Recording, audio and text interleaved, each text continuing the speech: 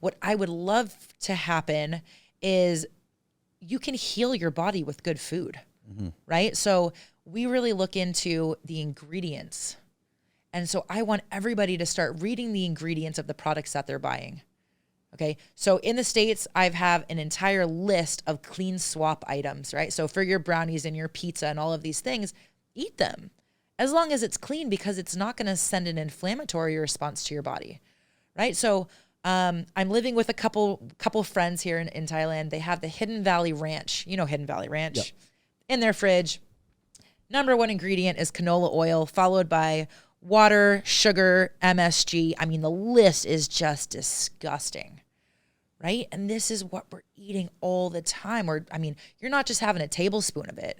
You're dousing your food in this ranch.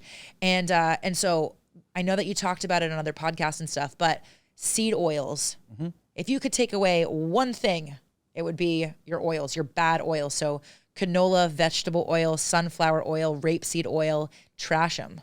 Look on the backs of your labels. Even going into a Trader Joe's, I'm like, go back to the States. I'm like, yeah, I get to buy from Trader Joe's again. And I get in there and half of their stuff, it's like sunflower oil, first ingredient.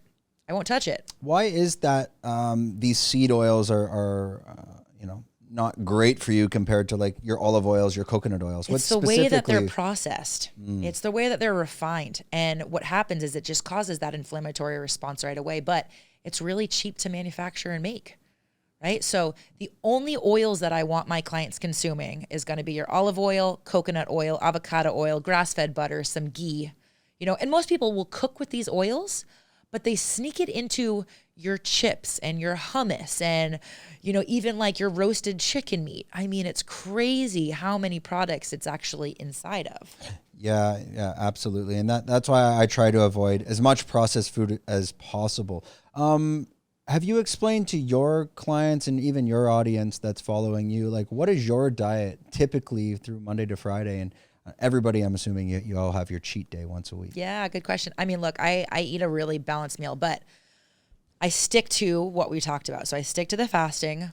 I stick to proteins and fats on my first meal.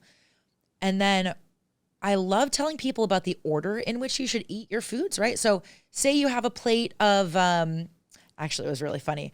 I'm sitting in a bar in Arizona. I'm with my sister and some friends, and we're having brunch, and they serve us eggs, hash browns, and some sausage. And I look to the stranger sitting next to me. I said, just randomly, I go, do you want a quick nutrition tip?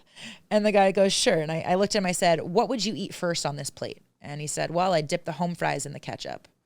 And I go, this is the problem, right? Great plate, right? I'm totally on board with someone eating some home fries.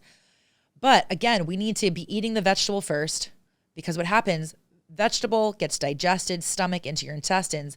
The fiber creates this like meshy layer over the intestines.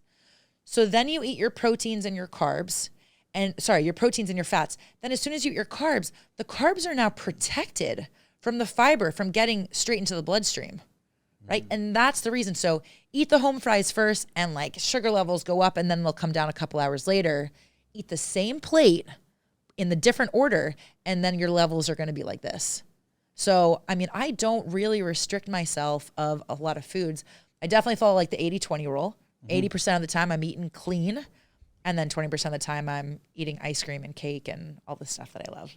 A lot of this information, you said your mom is a homeopathy doctor? Yep. Back in New Hampshire? Yep. When you went back home, or your trips back home in between different places, how much of the knowledge are you picking up for her when you revisit?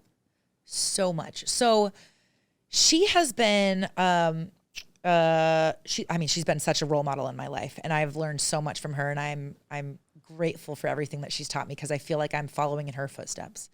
And so when I went home, my last trip after I left Thailand, it was the first time that I'd spent 3 or 4 months with her in my adult life. So they have this dairy cow. It's an A2 Jersey cow. She has actually reversed families that have been lactose intolerant just by giving them small doses of her A2 raw cow milk.